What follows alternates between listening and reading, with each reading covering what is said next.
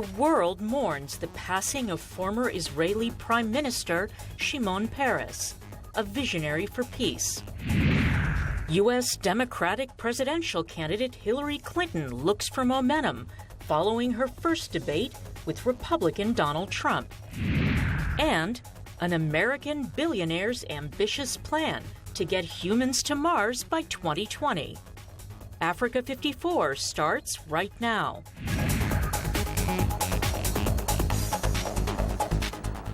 Good evening, I'm Esther Giduyot. This is Africa 54. Vincent Makori is off today. Tonight, world leaders are mourning the passing of former Israeli Prime Minister Shimon Peres, who died early Wednesday at 93, 2 weeks after suffering a severe stroke. Global diplomats and dignitaries are praising the Israeli giant as visionary who committed his life to the elusive goal of lasting peace in the Middle East. VOA's Richard Green has our report. Israeli Prime Minister Benjamin Netanyahu offered words of praise for Peres early Wednesday, hours after news of his death was announced. Shimon dedicated his life to the sovereignty of our people. As a man of vision, his gaze was aimed to the future. As a man of security, he fortified Israel's strength in many ways, some of which even today is still unknown. As a man of peace, he worked until his final days toward reconciling with our neighbors for a better future for our children. Born in present-day Belarus in 1923, Peres moved with his family to the future Jewish state when he was 11 years old, when it was known as British Palestine. He became Israel's youngest defense minister in 1952 at the age of 29 and was credited with working to develop Israel's defense and aerospace industries, along with its nuclear weapons program. Peres would go on to hold nearly every major Israeli political post during his long career, including prime minister twice, the presidency, defense minister, and foreign minister. His major achievement was as foreign minister with the Oslo Accords, a deal for Palestinian self-rule for which Peres, then Prime Minister Yitzhak Rabin, and the late Palestinian leader Yasser Arafat shared the 1994 Nobel Peace Prize. His son, Hemi Peres, paid tribute to his father. He worked tirelessly for Israel from the very first day of the state to the last day of his life. After leaving public office, Peres founded the Peres Peace Center, which develops joint economic, educational, and cultural projects with the Palestinians, Egypt, and Jordan. Richard Green, VOA News, Washington. Israel's foreign ministry says a long list of world leaders are expected to attend Shimon Peres' funeral on Friday, including U.S. President Barack Obama, Bill and Hillary Clinton, Prince Charles, and Canadian Prime Minister Justin Trudeau. Israel's parliament has lowered its flags to half-staff as preparations are being made for Peres' body to lie in state in front of the Knesset building on Thursday.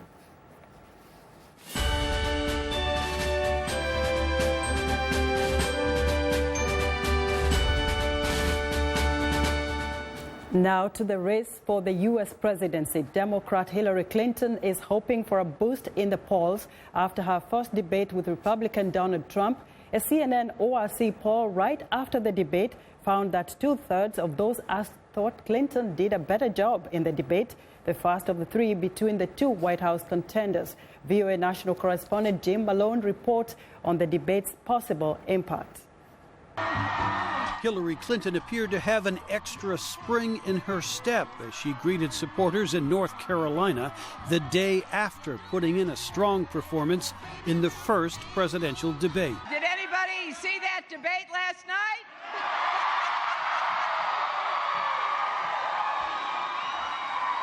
Oh, yes. One down, two to go. Clinton put Donald Trump on the defensive for much of Monday night's debate, pressing him on why he won't release his tax returns and his role in questioning President Barack Obama's citizenship. He has really started his political activity based on this racist lie that our first black president was not an American citizen.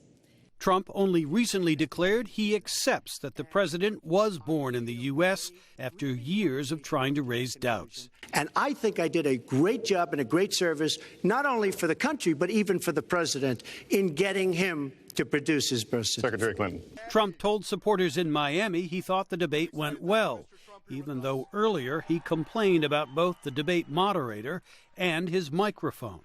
Trump also noted recent polls that show him gaining on Clinton. It's been amazing, the support we're getting more and more and more. And, you know, I won Florida in the primaries, and we're doing very well now. We're leading Florida right now. Clinton's strategy to put Trump on the defensive during the debate paid dividends, says analyst Matthew Dalek. I think it was a pretty clear victory for her on multiple levels, and that I think it, will ultimately be seen, if I were to guess, I think it will ultimately be seen as having an impact at being an unimportant moment in a pretty long and deeply contentious election cycle. But Dalek says it remains to be seen how the debate will affect undecided voters. It doesn't, I don't think, necessarily hurt him, obviously, with his core supporters, but it's hard to see how he wins over, how he grows his base of support.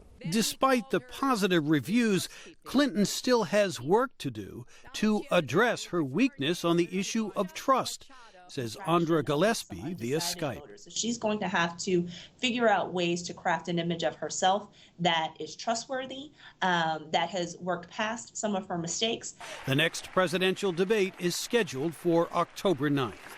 Jim Malone, VOA News, Washington.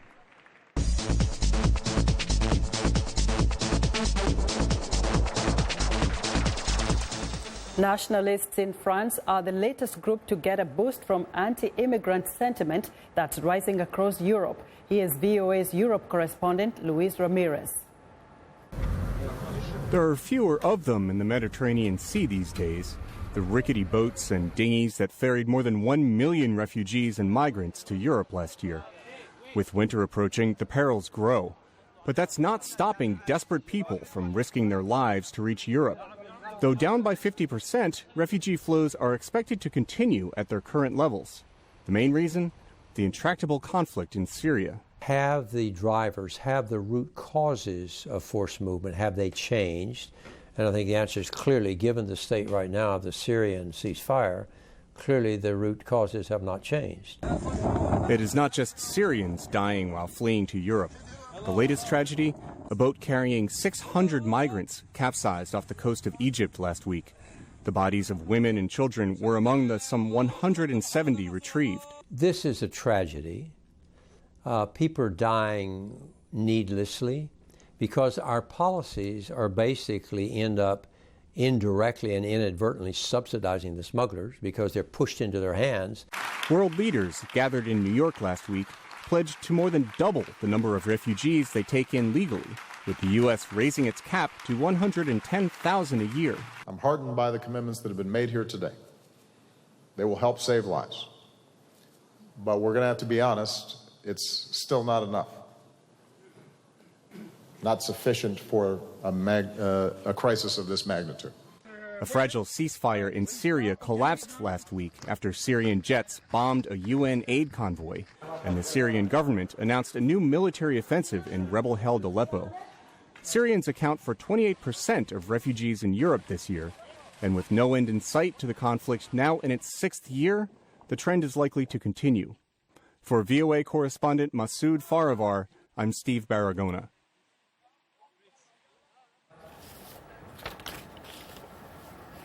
And that was Steve Baragona on the latest on the refugee crisis in Europe. And in recent months, the number of refugee migrants fleeing to Europe has dropped by 50% compared with last year. But the International Organization for Migration, the world's leading migration agency, says the current refugee flows are likely to continue as long as the Syrian conflict remains unresolved. Steve Baragona tells us more.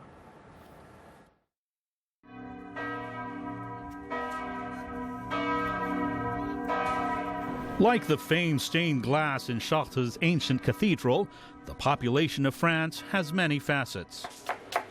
Away from the city center, this is the newer face of France. Immigrant workers, many from Muslim countries whose parents the country once welcomed as cheap labor, now speak of discomfort and rejection after a series of Islamist terror attacks. We are afraid that the angry extreme right will hit us. Now I go into a cafe and people look at me strangely. For example, I'm the son of Kurds, nothing to do with religion. I'm Muslim but not observant. But in France, because of the news, of TV, politics, there are so many things that have changed against foreigners, totally. In the wake of the attacks, a backlash against immigrants, especially those who are Muslim, can be seen in growing support for the National Front, the party of immigration critic Marine Le Pen. Marine Le Pen a eu un discours constant.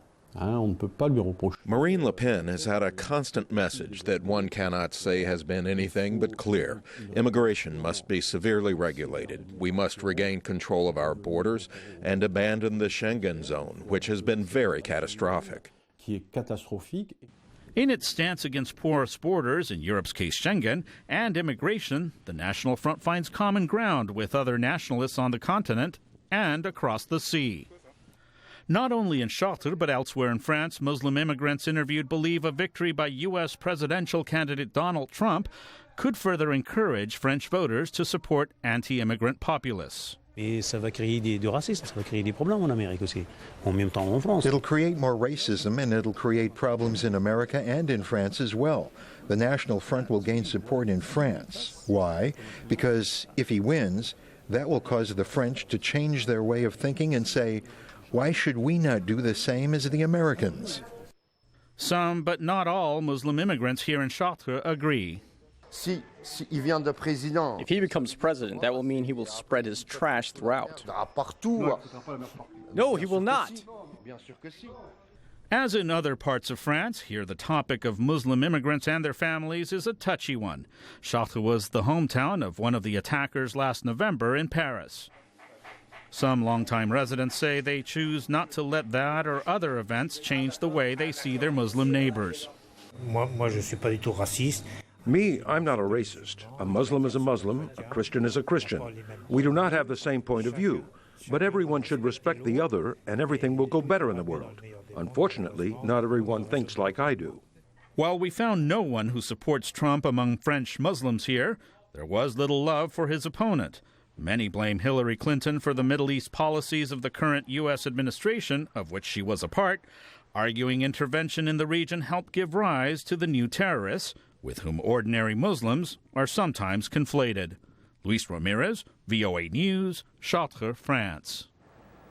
We want to know what you think about Africa 54 and the stories we cover. Join the conversation on Facebook. The address is Africa 54 and check out our headlines 24/7 on voaafrica.com. Coming up, is the West losing the information war? A dire warning from NATO commanders. Stay with us.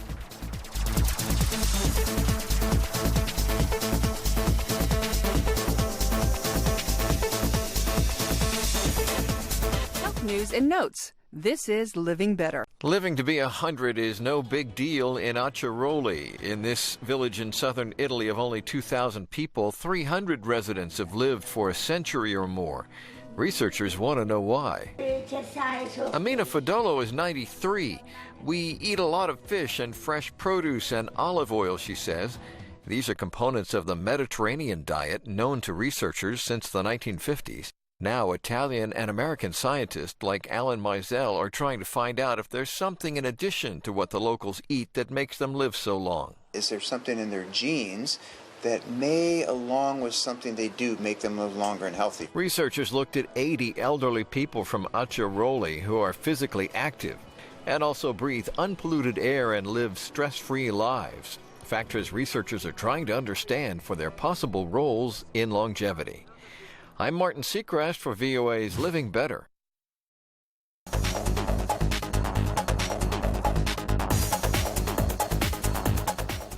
In today's business report, the African Development Bank is going to lend $4.1 billion to Nigeria in various areas. With more details on the plan, Nigeria's economy, and where the money is going to be invested, we go to Africa 54 business correspondent Jill Malandrino in New York. Hello, Jill. Hi there. So ADP's president, Dr. Akinwumi Adesina, he said funds over the next 2 years would be used to develop the power and agricultural sectors in Nigeria, aiding a move away from the country's reliance on oil revenue. The economy has been shrinking due to the plunge in crude oil prices, which generate 70% of government revenue. Also, attacks on energy facilities in the Niger Delta have cut crude production by around a third since the beginning of the year. This has left Nigeria struggling to fund a record nearly $19 billion budget. In addition, the government wants to triple expenditures in an effort to improve infrastructure and power supply, and that money needs to come from somewhere. You know, Jill, the reports also say that ADB's portfolio in Nigeria will actually increase to a total of $10 billion by 2019. But that sounds like a lot of money if you look at the economy, which has actually failed to emerge from the oil slump.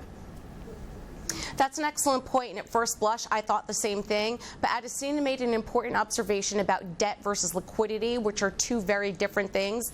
He said there is no debt crisis in Nigeria. What you have is a liquidity problem, and ADB is trying to help the country drive down inflation and work with the government to provide incentives to the private sector. If you want to come out of recession, you need more than just government. You need the private sector. So incentives are very important to inject that liquidity. In other words, liquidity means cash for investment. But Jill, looking continentally, the common theme there is to improve infrastructure. But how will this drive the economy? Can you cite some of the examples in the continent and where we can find those? There's an old adage that you have to spend money to make money, and that applies from small businesses to complex government balance sheets. It's a process that takes time to play out, but we're seeing results in regional pockets, which is a great start. And we are now seeing a big push for institutional investment in Africa across multiple sectors that are primed for growth over the next several decades. This push is not only good for the economy, but it also shines a spotlight on continued health and education efforts, as well as women-owned business growth. Thank you so much, Jill. Thank you. Jill Malandrino reporting live from New York.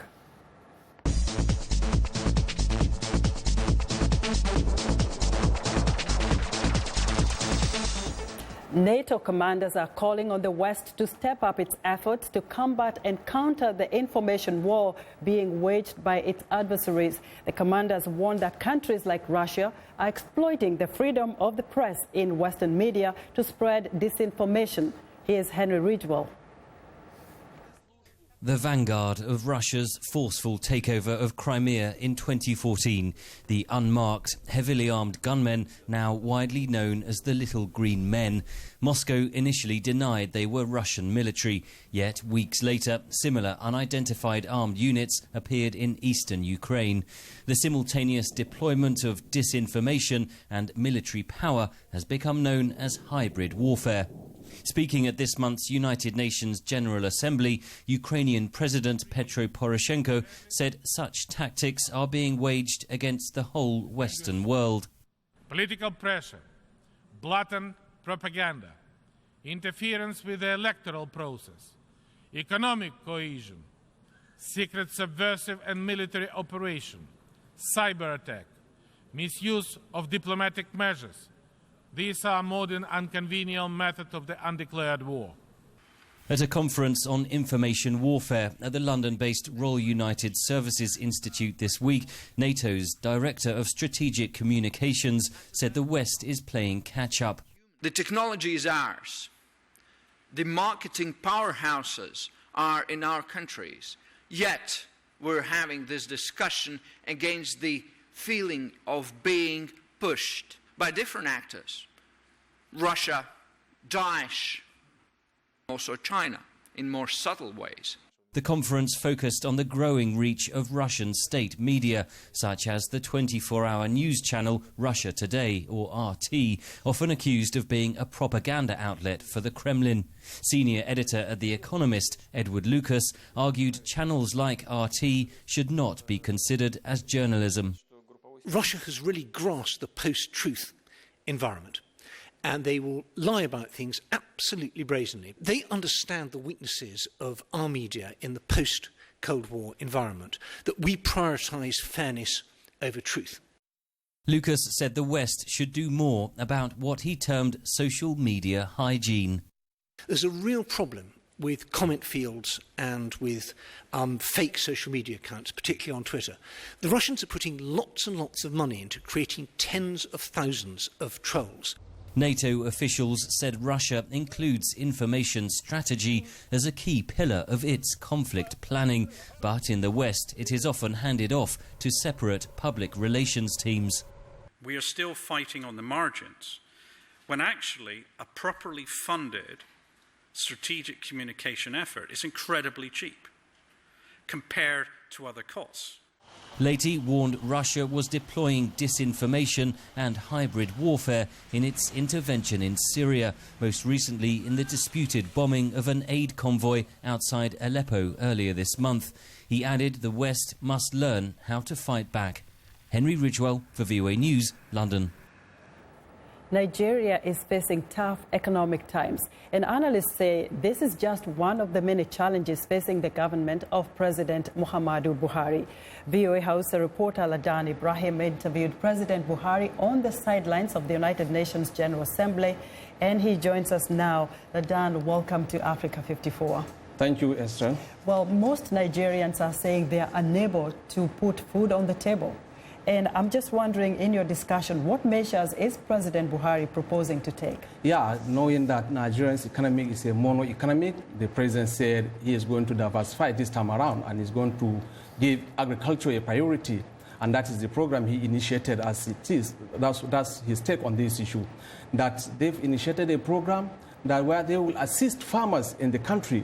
And what they are going to give them is not fiscal cash, but they provide them with the farm implement, because giving them cash, that will translate to more wives. That is what the president jokingly say, that if we give fiscal cash, then people there is a possibility they will go and marry. But instead, show us your land, we clear it for you, we provide you with the farm implement, we provide you with the seed. After you sell your products, we translate that items we give you into money, you come and pay government. Then a follow-up question to that, I asked him, Mr. President, knowing that I'm a Nigerian and I know the policies of Nigeria, some policies will be conceptualized, but its continuity and sustainability remain to be another issue. The president said, yes, he knows, but you are the people who knows that. I say, what evidence are you giving Nigerians that the direct beneficiaries of this program or policy will get to them? He said he assured us that in Nigeria, Nigerian central government, in collaboration with the Federal Minister of Agriculture and the Minister of Agriculture, they are on and off as far as this issue is concerned. And they are hoping that by the end of next year, what they are going to do in the next coming year should double or triple even what they did this first year. So in essence, the president is saying agriculture is going to be the priority, and they've initiated that program. Let's hope, Ladan, that takes place, because most people want to put food on the table. But then again, there have been talks over the years now about negotiations with Boko Haram militants. Where are the negotiations now, according to the president? Very well. I raised this issue with him, Esther, and the president's take on this was that, yeah, the issue of Boko Haram, he gave directives up to 3 times, but negotiation breaks somewhere along the line. But this time around, he is no longer going to give any directives as far as negotiation is concerned. Whoever wants to negotiate with on the issue of Boko Haram, those people should come out in the open and say, yeah, we are the militant, we are the Boko Harams, we are their leaders. Then it is then that the president say he can go again ahead to give another round of another negotiation. But if not, the situation, the measure they took now, that is what is going to be.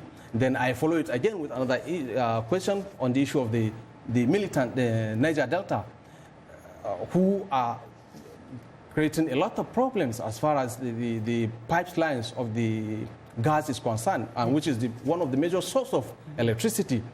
I asked the president, is government ready to negotiate with the militant in the Niger Delta? And his answer was, they're not going to negotiate yet? Do they? Yeah, the president said, yeah, so it depends on them. It all depends if they are ready for negotiation or are open. So lack of clear leadership on the part of the militants is holding up the negotiations. Very well. Ladan, thank you very much. Ladan Ibrahim is VOA House Service reporter. It's time now for a short break. Still to come on Africa 54. Insider billionaires plan to colonize Mars. We'll be right back.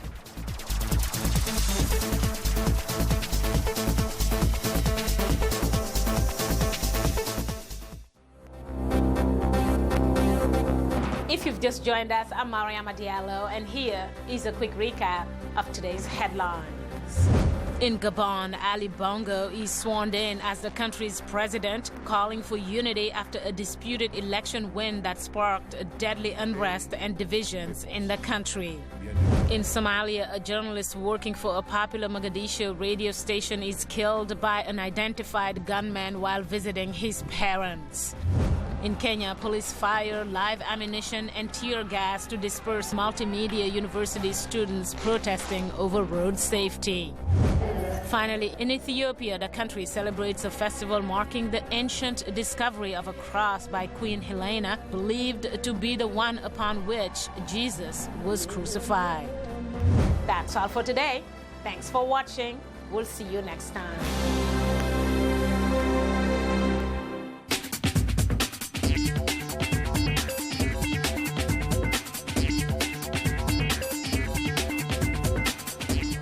Welcome back. Here's what's trending. SpaceX CEO Elon Musk envisions 1,000 passenger ships flying en masse to the Red Planet well within the next century, Battlestar Galactica style.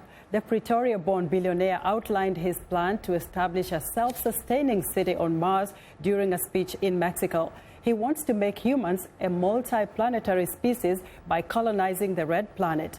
Musk noted that SpaceX already has begun work on the Mars colonial fleet, recently test-firing a powerful new rocket engine named Raptor. His goal is to get the price down so anyone could afford to go, with a ticket costing no more than a house on Earth.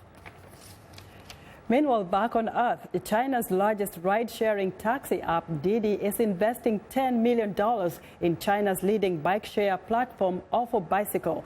Ofo has nearly 70,000 bikes shared every day among over 1.5 million users in 20 cities. Ofo is among a number of startups that are applying mobile internet technology to optimize biking resources on China's campuses and in urban areas not serviced by public transportation. And finally, once the stars of video gaming were Mario, Sonic, and Lara Croft, but now thanks to online video services like YouTube and Twitch, ordinary gamers are finding fame online. UK-based The Yogscast is a collective of gaming fans which broadcasts to an audience of over 20 million YouTube subscribers. The family of over 20 different YouTube channels featuring mainly gaming content and videos related to playing games with friends. Together, they became the first UK-based YouTube channel to hit 1 billion views. And that's what's trending today. And that's our show for today. Thank you for watching and good night from Washington.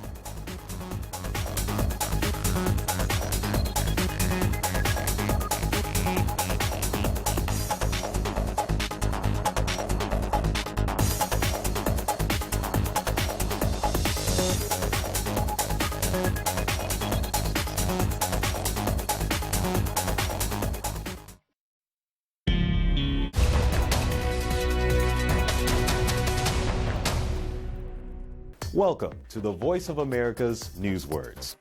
Here is a story that has to do with defects or problems with cars. Listen for the word that means to take back something. Recall. They had meetings over this defect. They shared complaints over this defect. Yet there was no investigation by the government and no recall by General Motors until 10 years later. Recall. It is a word that means to ask people officially to return something. In our story, there were major problems with some General Motors cars. The man says the U.S. government and the car company took too long to issue a recall, so the cars could be fixed. Now, when you hear the word recall, your American English will be good enough to know what this news word means.